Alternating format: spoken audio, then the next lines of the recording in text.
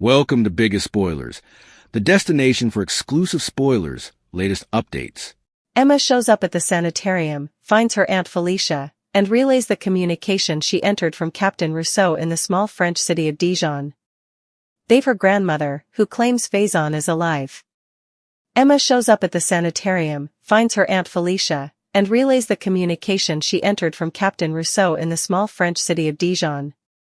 They've her grandmother, who claims Faison is alive. Dante learns about Anna. Jason arrives at Dante's office to inform him of Anna's claims to the French police about Faison.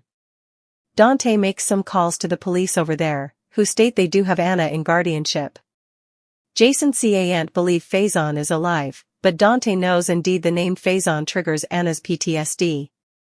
Jason offers to go to France to help her, and Dante says he'll make the arrangements. Jason, still, has to take care of one thing before heading out. Cullum turns the screws. Brit is in gashes in her room when Cullum shows up at her door. He tells her he has her meds, that they'll be kept in the lab at Windmere, and that's the only place she'll have access to them. Brit says she still needs her meds to serve at the sanitarium and keep up her appearance. She's playing by his rules and doing the work.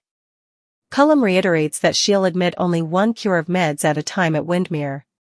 He also walks out. Brit showers and tidies her place.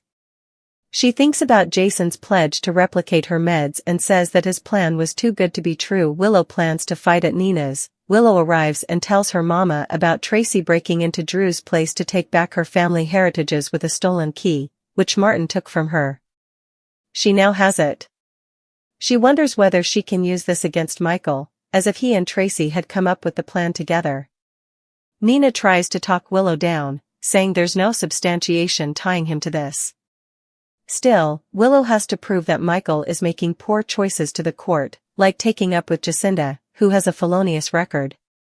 Nina reminds her son that this is family court, and the last thing the judge wants to see is her and Michael tearing each other down over their children. The stylish way to endorse for herself is to be the bigger person and seek peace. Willow says she tried to seek peace, but now it's time for commodity stronger. Willow says the only thing this time has tutored her is that she has to fight for her kitties and go after Michael.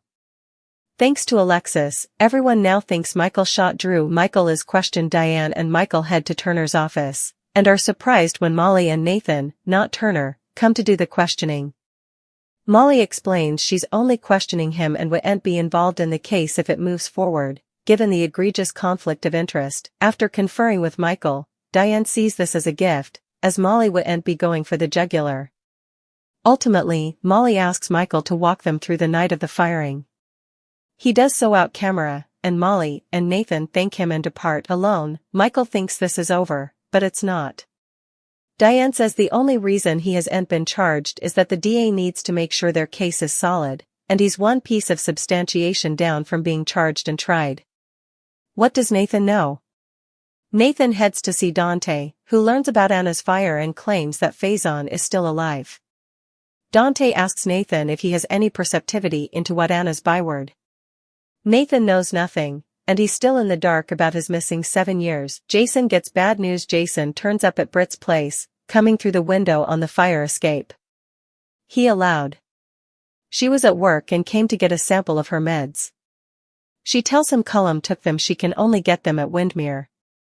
Brit says she's trapped, it's over, but Jason promises her that he'll make this okay. A visit from Justine. Justine shows up at Sunny's, and he's surprised to see her. She says her office is questioning Michael and she wants to clarify her part in it. She's surprised to learn that Sunny has espoused one of the saved tykes, a Pomeranian named Fizz. Sunny takes Fizz to the kitchen so they can speak intimately, without the canine growling at the DA. Justine tells Sunny she wouldn't be the one to make Michael because of a conflict of interest. They end up in a long-winded philosophical discussion about principles, which Sunny says she has, so he doesn't worry about her faking substantiation against someone he loves. Others, however, he wouldn't put it once them. Justine reiterates that if she ever gets the chance, she'll take him and his crime conglomerate down. Sunny reminds her of his favorite word, contended. He thinks this fighting is gratuitous and hopes one day she realizes they've more in common than she knows. She tells him, anything is possible, but do and hold your breath. She heads out, in the show's final moments Michael arrives at his pater's and tells him about the meeting and that Diane thinks they're about to charge him. This will give Willow an advantage in their guardianship hail, and he must try to compromise with her as he and Rick suggested at home. Nina reminds Willow that there's no evidence Michael shot Drew, and again believes she's going into the visit Hale in an excellent position. Molly and Nathan stop by Justine's office and fill her in on how the questioning went. Given that Molly can't be unprejudiced, Nathan says there were no new red flags that stood out to him. Justine knows they can't charge Michael without physical, solid substantiation, and puts Nathan in charge of chancing any. Back at Nina's, Willow is alone, and becomes fixated on Tracy's stolen crucial at the sanitarium. Mac calls Dante to let him know that he, Felicia, and Emma are headed to France. He also lets Emma and Felicia know that the police are planning to transfer Anna to an internal installation there, which Felicia says they can't let be. In Dante's office, Jason tells Dante he can't get into it, but he can't go to France as he's demanded here. Cullum stops by Britt's place again as she's about to head to work. He says she made a strong argument about keeping up appearances, pulls out a hype, and says consider it a gesture of goodwill. Still, he insists on administering it, refusing to let her touch the meds. General Hospital spoilers reveal that 6 February Marvels are ahead on the ABC Cleaner. Let's bandy what GH suckers can look forward to all month long. 1. Nathan and Lulu's temptation heats up first. Nathan West and Lulu Spencer's temptation will leave them floundering. Despite their stylish sweats to put some distance between them, Lulu and Nathan will have a hard time defying each other. Will that temptation eventually come too important for Nathan and Lulu to handle? Will Lulu and Nathan kiss again or indeed hit the waists? 2. Maxie awakens and adds to the drama of course. Maxie Jones will crop from her coma soon and make the situation indeed messy. Storm's first airdate back is February 12th, so Maxie's return will lead to further drama for Nathan and Lulu. 3. Liz surrenders to Rick's date request. As for Rick Lansing, he'll catch Elizabeth Baldwin off guard with a date request.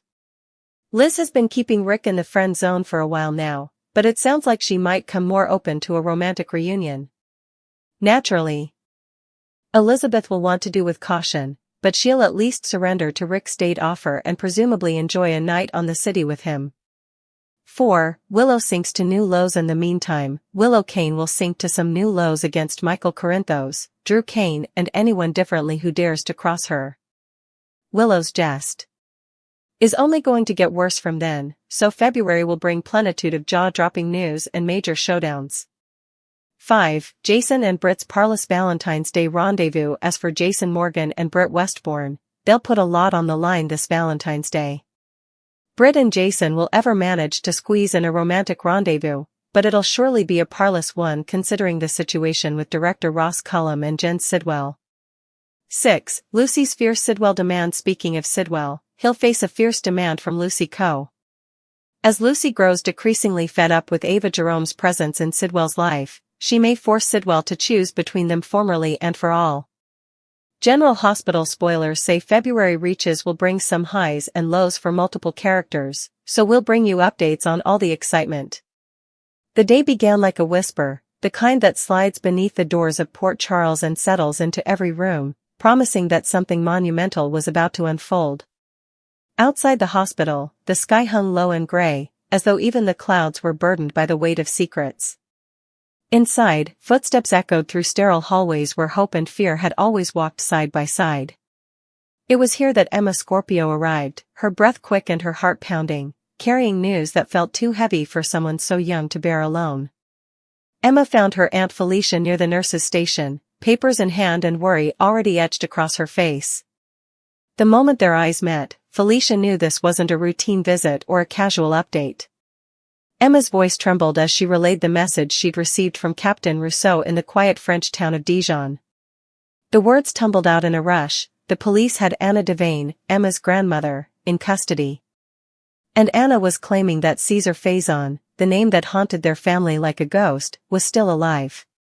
Felicia felt the air leave her lungs. The very mention of Faison had a way of reopening old wounds, of dragging the past into the present with brutal force. She reached for Emma's hands, grounding them both in the moment. Together, they stood in the hospital corridor, the sterile smell of antiseptic mixing with the sharp sting of dread. Felicia promised they would not leave Anna to face this alone, even as 1,000 questions swirled through her mind.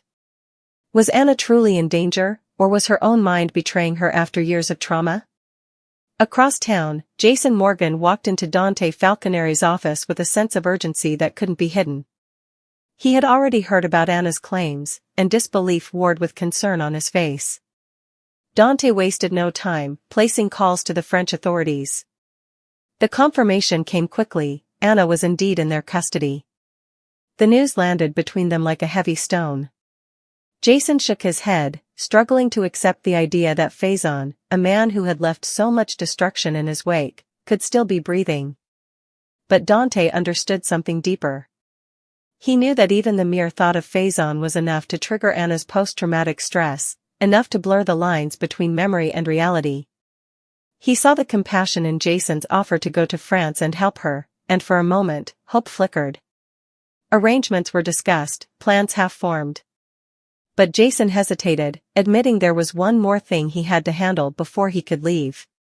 That hesitation would soon ripple through more lives than either man realized.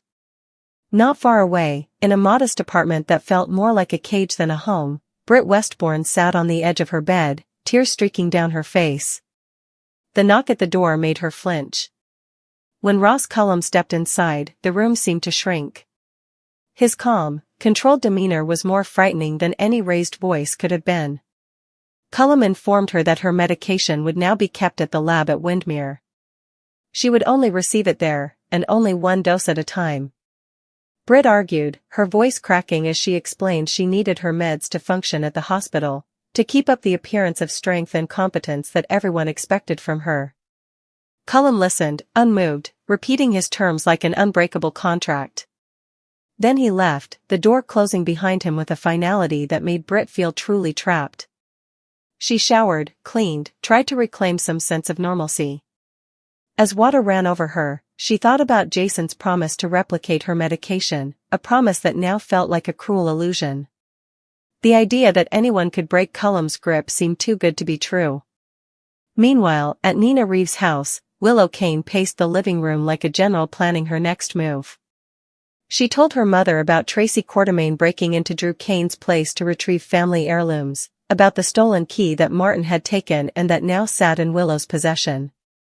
She wondered aloud if she could twist this into proof that Michael Corinthos had been involved, that he and Tracy had orchestrated the whole thing together. Nina tried to be the voice of reason. She reminded Willow that family court was not a battlefield for revenge, that tearing Michael down would only harm their children in the end. She urged her daughter to be the bigger person, to seek peace rather than war. But Willow's resolve had hardened. She spoke of the past year as a lesson in survival, of realizing that kindness alone would not protect her kids. If the world wanted a fight, she was ready to give one. In a quiet office at Turner's, Michael Corinthos faced his own reckoning. Diane Miller stood by his side as Molly Lansing Davis and Nathan West entered to conduct the questioning. The surprise of seeing Molly instead of the district attorney was quickly replaced by cautious optimism. Diane saw it as an advantage: Molly wouldn't go for the jugular. Michael recounted the night of Drew's shooting, his words steady but his mind racing. When it was over, he felt a wave of relief, convinced the worst had passed. Diane quickly shattered that illusion. She explained that the only reason he hadn't been charged was because the case wasn't airtight yet. One solid piece of evidence, one undeniable link, and his world could collapse. Elsewhere, Nathan found himself in Dante's office, fielding questions about Anna and her claims. He had no answers, no secret knowledge about his missing years or his father's fate. The uncertainty weighed on him, a reminder that the past still held too many unanswered questions. Jason, meanwhile, climbed through Britt's window, hoping to find her at work so he could grab a sample of her medication. Instead, he found her there, defeated. She told him about Cullum's control, about being forced to go to Windermere for every dose. Jason's jaw tightened. He promised her it wasn't over, that he would make this right. For the first time that day, Britt felt a spark of hope, At Sonny Corinthos' house, Justine Turner arrived to clarify her role in Michael's case. The tension between law and loyalty filled the room as they spoke. Their conversation drifted into philosophy, about principles, about power, about the thin line between justice and vengeance. Justine made it clear she would take Sonny down if she ever had the chance. Sonny, ever the charmer, reminded her that in his world, everything was alleged. They parted with a mix of flirtation and warning hanging in the air. As evening settled in, news traveled fast. Max Scorpio called Dante to let him know he, Felicia, and Emma were heading to France. The French police planned to transfer Anna to a mental facility, and Felicia was determined not to let that happen. The thought of Anna being silenced behind locked doors filled them with urgency. In the final moments of the day, Michael arrived at Sonny's, sharing Diane's fears about being charged and the impact it would have on his custody battle with Willow. Nina once again tried to pull Willow back from the brink, reminding her there was still no proof Michael shot Drew. But when Nina left the room, Willow's eyes drifted back to the stolen key in her hand. The idea it represented, the power it could give her, was too tempting to ignore. Back at Britt's place, Cullum returned, syringe in hand. He offered a dose as a gesture of goodwill, but insisted on administering it himself, maintaining his control to the very end. As February loomed, the city braced for what was to come. Temptation threatened to pull Nathan and Lulu closer together just as Maxie Jones prepared to awaken and complicate everything. Rick Lansing's unexpected date request to Elizabeth Baldwin hinted at a softer turn in a world filled with conflict. Willow's descent into darker tactics promised explosive confrontations. Jason and Britt's risky Valentine's rendezvous loomed on the horizon, and Lucy Coe's fierce demand of Sidwell threatened to force a dangerous choice. The baptism had begun, not of water, but of fire. Encouraging words had sparked fragile hope, angry threats had drawn battle lines, and every character stood on the edge of a future they could no longer control. In Port Charles, love and loyalty would be tested, secrets would surface, and the storm that had been gathering all day would finally break.